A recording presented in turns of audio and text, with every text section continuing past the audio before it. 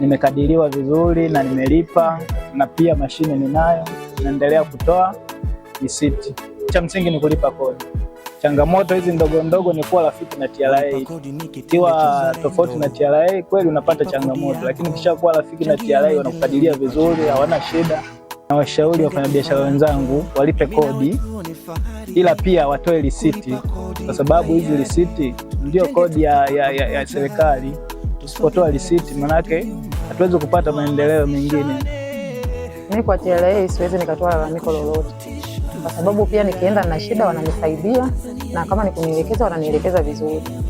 Elimu niliyopewa leo na TRA imenifaidisha na imenisaidia pia, kwamba ninapokuwa nafanya biashara nalipa kodi, kwamba hiyo kodi inakuwa inasaidia kwa shughuli mbalimbali za maendeleo ya taifa.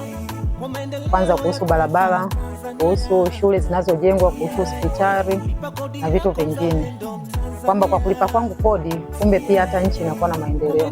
Mimi sina cha kuambia kwa biashara wenzangu, ila nyinyi ndio mtakuwa mwape ili waelewe vizuri, maana kuna mwingine anakuwa hana uelewa wowote.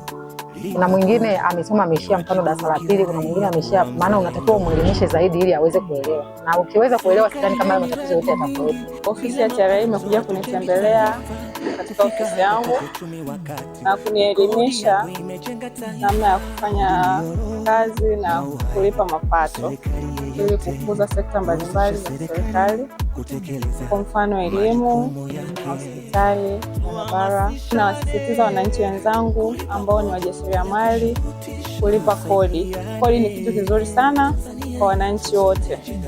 Na washauri wafanyabiashara wenzangu kutoa risiti na wateja wasisitize kudai risiti. Mimi niko tayari kulipa kodi na nalipa kodi. Hili zoezi nilikuwa naomba liwe endelevu kabisa.